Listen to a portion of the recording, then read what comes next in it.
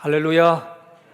주님의 은혜와 평강이 우리 모든 성도들 심령과 가정에 충만하기를 간절히 축원합니다.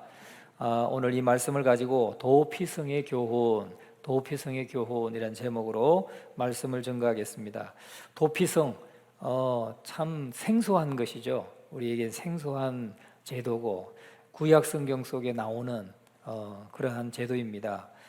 오늘날에도 이러한 제도를 시행하고 있는 나라는 아마 거의 없다고 보여지는데요.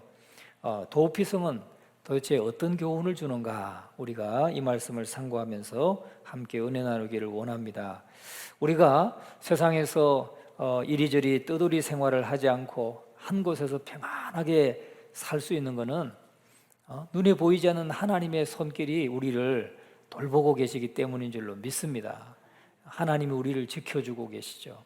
그런데 우리가 계속해서 평안한 가운데 은혜를 누리면서 살려고 하면 우리가 하나님을 믿어야 돼요. 하나님이 나를 지키시고 보호하신다 하는 사실을 믿는 것뿐만 아니라 또 내가 노력해야 될 부분도 있어요. 그게 뭐냐면 우리가 자신의 욕망이 과열되지 않도록 스스로 욕망을 조절하는 것입니다. 너무 욕심 부리지 말라는 거죠. 욕망이 과열되면은 사람이 잘못될 수도 있어요. 엉뚱하게 폐인이 될 수도 있고 완전히 큰 실망을 할 수도 있고. 그러니까 욕망을 조절할 수 있어야 된다는 거죠. 우리가 안전한 사회가 되려고 하면 뭐가 필요합니까?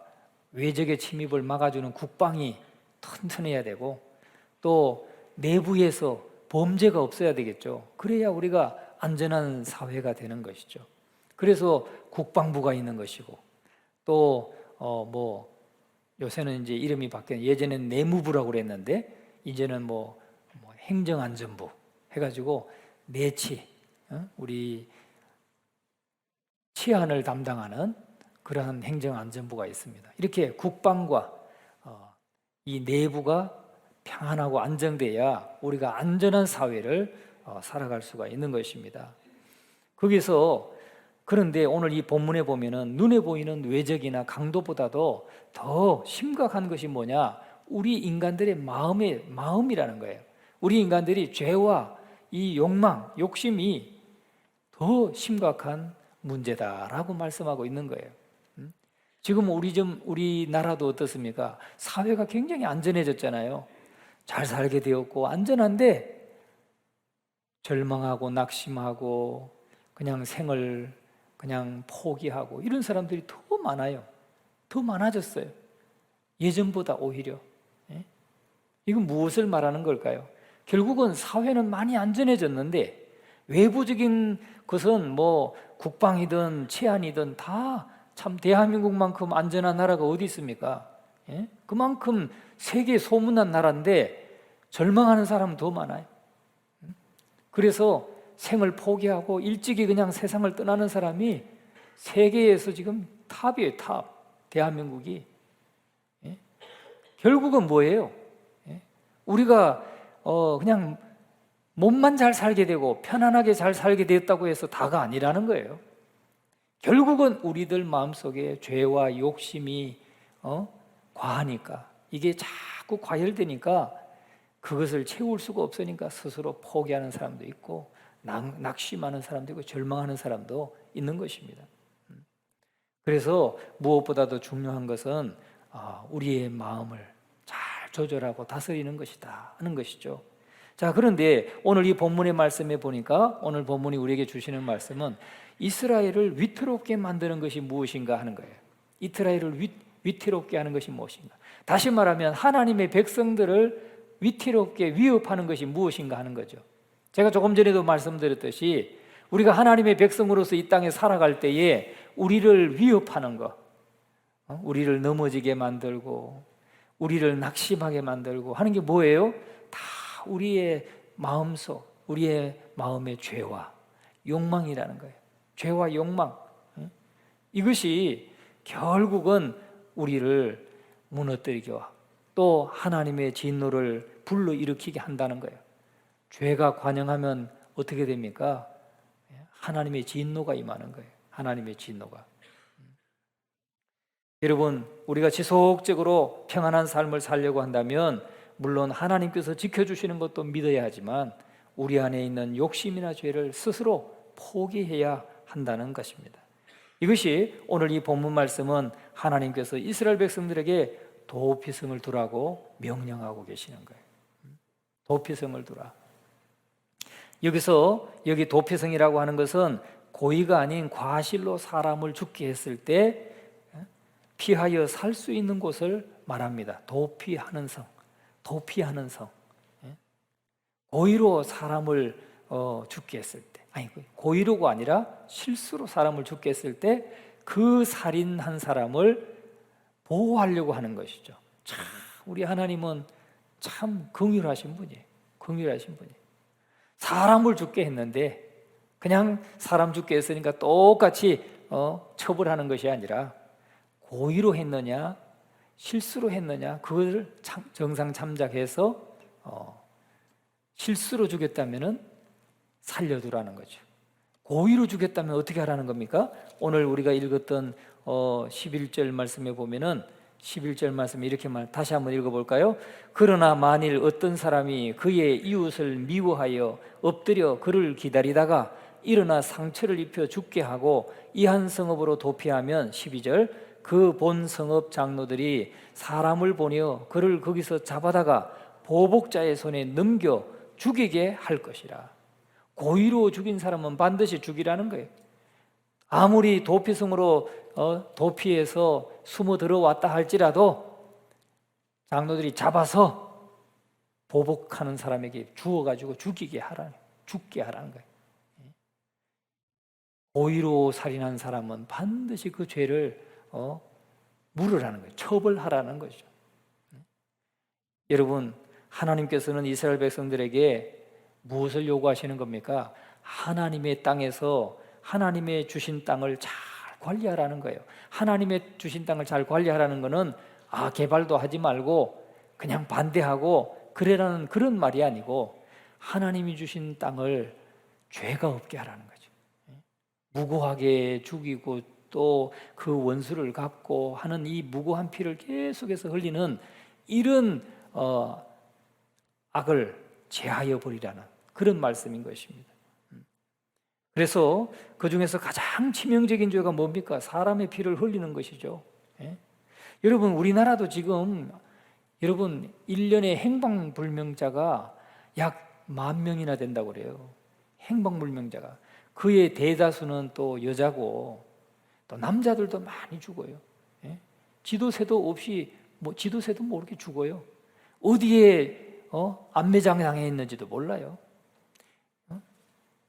참, 한 번은 서울을 다녀오는데 제가 한 20년 전부터도 봤던 그 프랜카드가 아직도 있어요. 참, 그 부모님 참 훌륭하시더라고요. 그 여중생 땐가 고등학생 고1 땐가 딸을 잃어버렸는데 지금도 그 경부고속도로 거기에 프랜카드가 있어요.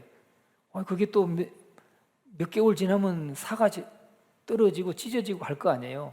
근데 또 만들어서 걸어놓고 그 여자를 찾는 그 여고생을 찾는 그 부모님은 제가 우유곽에서도 봤어요. 한 20년은 본 것 같아요. 야, 딸을 그리고 딸이 살아있으면 돌아오게 해달라고 아직도 지금도요. 지금 오늘 날짜에도 지금 달려있어요. 그 부모의 마음이 얼마나 간절합니까? 여러분, 오늘날도 수많은 사람들이 이렇게 행방불명되고 그 가족을 잃은 가족들, 특히 부모님은 정말 그 마음이 다 타들어가고 너무너무 정말 다 그냥 사는 삶이 아니죠. 사는 삶이 아니에요. 그래서 하나님은요, 하나님이 주신 땅에서 무지한 피를 흘리면 땅이 너무 고통스러워서 견디지 못하기 때문에 결국은 재앙이 터져버리고 또 하나님의 진노가 임한다고 말씀합니다. 무고한 피를 흘리는 것을 하나님이 싫어하셔요. 가장 싫어하십니다. 그러나 그럼에도 불구하고 정말 실수로 사람을 죽게 했을 때는 그 사람을 살려주라고 말씀하셔요. 이 도피성을 만들어 놓고 어떻게 했다고 그랬어요? 오늘 본문의 말씀에 보면은 도로를 닦으라고 그래요. 도로를. 3절 말씀 같이 한번 읽어볼까요? 3절. 네 하나님 여호와께서 내게 기업으로 주시는 땅 전체를 세 구역으로 나누어 길을 닦고 모든 살인한 자를 그 성읍으로 도피하게 하라. 자, 6절도 한번 읽어봅니다. 그 사람이 그에게 본래 원한이 없으니 죽이기에 합당하지 아니하나 두렵건대 그 피를 보복하는 자의 마음이 복수심에 불타서 살인자를 뒤쫓는데 그 가는 길이 멀면 그를 따라 잡아 죽일까 하노라. 아니, 도피성으로 가는 길이 멀어가지고 막 도망가다가 보면 도망가고 있는데 아이 보복하는 자가 막 말 타고 쫓아와가지고 죽일 수도 있지 않느냐. 그러니까 빨리 도피성에 들어가서 안전하게 보호를 받을 수 있도록 도로를 닦아놓으라. 도로를. 그것도 새 성읍에다가 도로를 막 안전하게 닦아놓으라는 거예요. 빨리 도망갈 수 있도록. 우리 하나님은 좋으신 하나님이세요. 할렐루야. 우리 하나님의 긍휼이 이렇게 크다는 사실을 우리가 기억해야 됩니다. 여러분, 우리가 하나님 앞에 얼마나 또 범죄하면서 살아갑니까? 우리도 살인하죠. 여러분, 살인했습니까? 안 했습니까? 안 했는데요. 여러분, 그렇게 답했죠? 회개하셔야 됩니다. 성경에는 뭐라고 그래요? 형제를 미워하는 자마다, 예수님께서 말씀하셨죠? 형제를 미워하는 자마다 뭐 하는 자니? 살인하는 자니.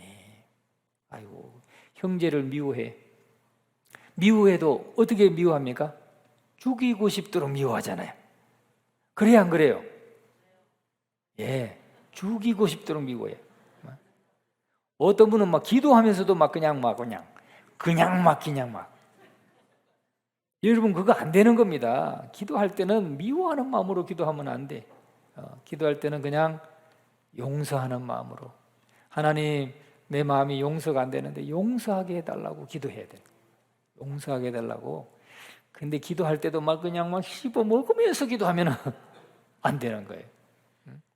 하나님은 여러분 무죄한 피를 흘리는 것을 용서하지 않으셔. 무죄한 피를 흘리는 걸 용서하지 않고 하나님 그걸 기뻐하지 않습니다. 그래서 고의로 살인한 사람은 반드시 죽이게, 거기 도피성으로 도망가가지고 숨었다 할지라도 잡아내가지고 죽이고, 실수로 사람을 죽게 한 사람은 이렇게 보복하는 자에게 보복당하지 않도록 도로를 닦아서 빨리 도피성으로 도피할 수 있도록 그렇게 배려하시고 은혜를 베푸시는 것이 우리 하나님이시다 하는 것을 여러분 잊지 마시기를 주의 이름으로 축원합니다. 우리 하나님은 좋으신 분입니다. 우리 하나님은 긍휼이 풍성하신 분입니다. 여러분, 오늘 이 하나님을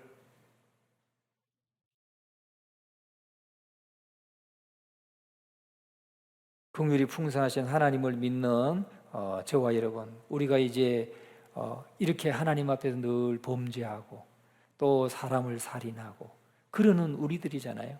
그러는 우리들인데 도피성에 피하는 사람의 책임이 있어요. 그러니까 우리가 지금 도피성에 지금 도망가고 있는 실수지만 도망가고 있는 나라고 생각해야 되는 거예요. 나라고. 왜? 우리도 사람을 미워할 때도 있고 막 죽이고 싶도록 미워할 때도 있고 그런 것 자체가 살인하는 것이고 그것이 하나님 앞에 범죄한 것인데 우리가 살려면 어떻게 해야 됩니까? 도피성으로 도망가야 돼요. 도피성으로 가야 되는 거예요.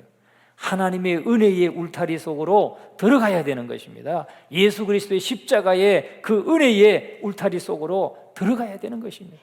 달려가야 되는 것입니다. 그런데 이 은혜의 울타리에 가면은 이 도피성에 도망한 사람들은 두 가지가 필요합니다. 세 가지가 필요합니다. 첫째는 자기가 왜 이곳에 피하였는지 고백해야 돼요. 그 이유를 밝혀야 돼요. 자기가 왜 이곳에 도망해 왔는지 이유를 밝혀야 된다는 거예요. 회개해야 된다는 거죠. 자백해야 된다는 거예요. 도피성으로 도망온 사람은 자백해야 돼요. 오늘 우리가 이렇게 형제를 미워하고 사람을 미워하고 그런 마음을 품었다면 우리가 회개해야 된다는 거예요. 누구에게? 하나님의 은혜의 울타리 안에 들어와서 나를 용서해 달라고 이렇게 회개해야 된다는 것입니다. 뿐만 아니라 우리가 예수 그리스도를 십자가에 못 박을 때 여러분이 예수님을 십자가에 못 박으라고 여러분이 그렇게 외쳤습니까? 외치지 않으셨죠?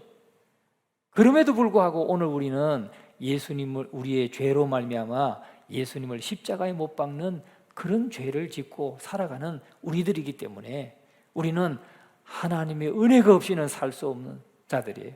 그래 하나님의 은혜의 울타리 안에 들어와서 예수님의 십자가 아래 와서 나의 죄를 자복해야 된다 하는 것을 말씀하고 있는 것입니다. 그래서 자기가 왜 이곳에 왔는지를 피하여 왔는지 그 이유를 밝혀야 된다는 것입니다. 두 번째는 둘째 규칙, 이 도피성에 피한 사람의 두 번째 규칙은 뭐냐면 절대로 성 밖으로 나갈 수가 없다는 겁니다. 성 밖으로 나가는 순간 그는 안전이 보장되지 않는 것입니다. 여러분, 우리 하나님의 백성들도 마찬가지입니다. 우리 하나님의 자녀들도 우리가 하나님의 은혜의 울타리 안에 한번 들어왔으면 다시 세상으로 나가려고 하지 마세요. 다시 세상으로 나가면 실패할 수밖에 없고 죽을 수밖에 없다는 거예요. 낭패를 당할 수밖에 없는 것입니다. 하나님의 은혜의 울타리 안에 거해야 되는 겁니다. 오늘 이 도피성에 피한 사람이 보복하는 자의 그 보복을 피하려고 하면 도피성에서 나오면 안 돼요. 나오면 안 돼. 여러분, 악한 마귀는 말이죠, 하나님의 은혜의 울타리에서 여러분이 떨어져 나오기를 그냥 학수고대하고 있는 겁니다. 학수고대하고 있는 거예요. 어떻게 하든지 좀 뒤에 떨어지기만 해도 덮쳐가지고 파멸로 끌고 가려고 하는 게 악한 마귀의 역사라는 사실이죠.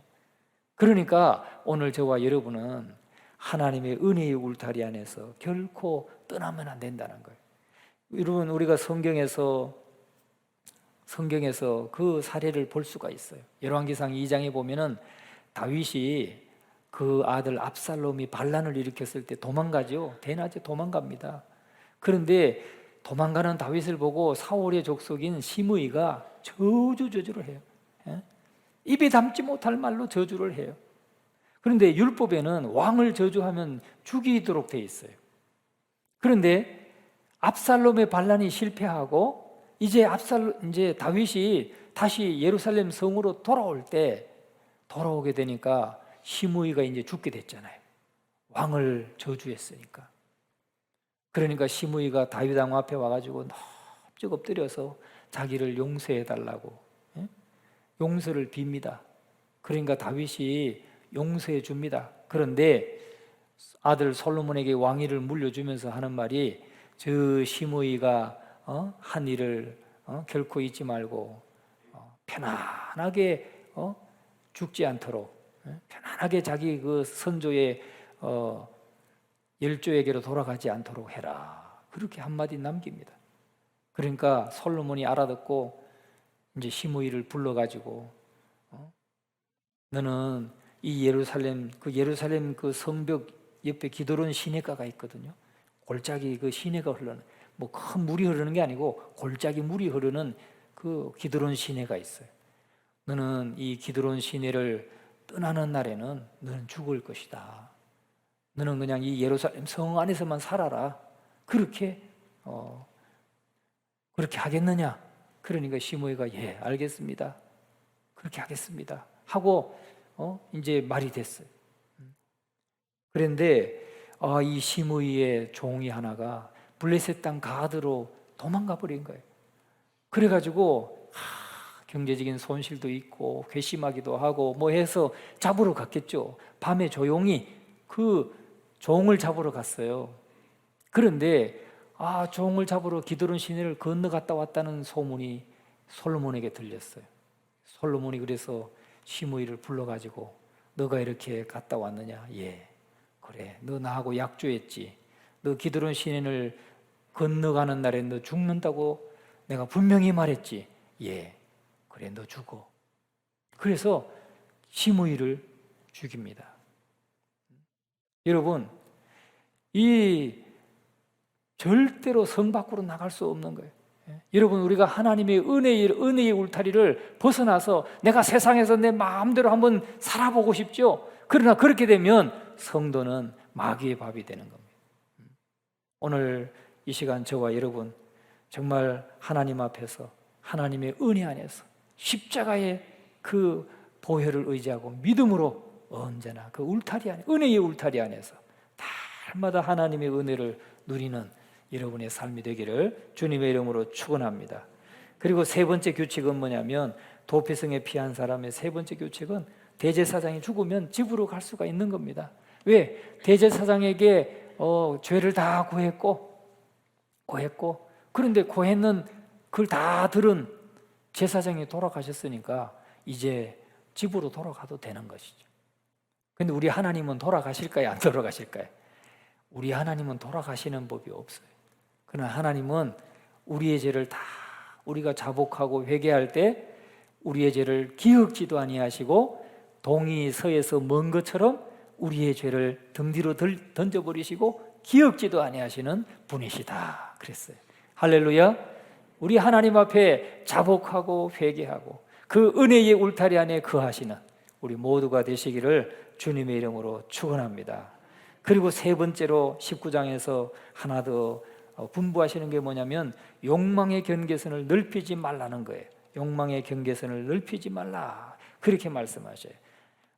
하나님께서는 이스라엘 백성들이 가나안 땅에 평안히 거하게 하기 위해서 두 가지를 주의를 줘요. 하나는 경계석을 옮기지 말아라. 자기 기업의 땅, 하나님이 기업으로 주신 땅을 경계에 표시한 거 있잖아요. 여기는 누구의 땅, 여기는 네 땅, 여기는 내 땅, 경계를 표시하는 경계석을 옮기지 말라는 거예요. 몰래 옮길 수도 있고 강제로 옮길 수도 있고, 또는 빚을 받는다는 핑계로 그렇게 옮길 수도 있죠. 그러나 경계석을 옮기지 말아라, 그렇게 말씀입니다. 이 말은 뭐냐면, 너의 자신의 행복을 위해서 남의 행복을 침탈하지 말, 빼앗지 말라는 거예요.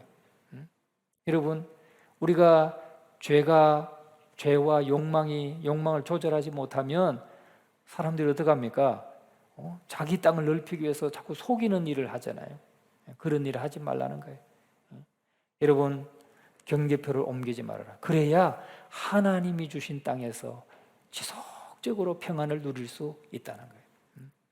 그러니까 자기의 행복을 위해서 남의 것을 탈취하고 갈취하고 이런 일을 하지 말라는 거죠. 그 다음에 두 번째가 정직하라는 거예요. 정직하라. 여러분, 정직할 때 참 하나님이 주신 평안을 계속해서 누리게 되는 것입니다. 오늘 이 당시에 예루살렘은 참 아름다운 도성이었죠. 그 아름다운 도성인 이유가 뭐냐면 범죄가 없고 사기치는 게 없고 또 차별당하는 것도 없고 범죄하는 것도 없고, 그래서 아름다운 성이었습니다. 그래서 하나님의 도성이라고 하죠. 하나님의 도성. 예루살렘을 하나님의 도성이라 했어요. 그런데 이 예루살렘이 그냥 물리적으로만 아니라 오늘 하나님의 교회가 바로 영적인 하나님의 예루살렘이라는 거죠. 영적인 예루살렘. 교회 안에서는 사기치는 일도 없고, 교회 안에서는 차별당하는 일도 없고, 교회 안에서는 테러당하는 일도 없고, 영적인 하나님의 도성인 거예요, 교회가. 그런데 이 교회가 참 지속적으로 평안하기 위해서는 가장 우선되는 게 뭐라는 거예요? 정직이라는 거예요, 정직. 오늘 저와 여러분은 하나님 앞에서도 정직하고 성도들 서로 간에도 서로 진실된 저와 여러분이 되셔서 하나님이 주시는 이 참된 평안을 기적적으로 누려가시는 우리 모두가 되시기를 주님의 이름으로 축원합니다. 그래서 도피성이 주는 교훈은 뭐냐면, 이렇게 하나님의 은혜의 울타리 안에 우리가 들어와서 자복하고 그리고 그 성을 떠나지 않아야 우리가 지속적인 안전을 누릴 수가 있다, 평안을 누릴 수가 있다 하는 것을 말씀하고 있습니다. 오늘 저와 여러분 누구도 이 도피성에서 예수 그리스도의 도피성, 이게서 하나님의 은혜 안에서 결코 떠나지 마시고 그 은혜를 누리시는 우리 모두가 되시기를 주님의 이름으로 축원합니다.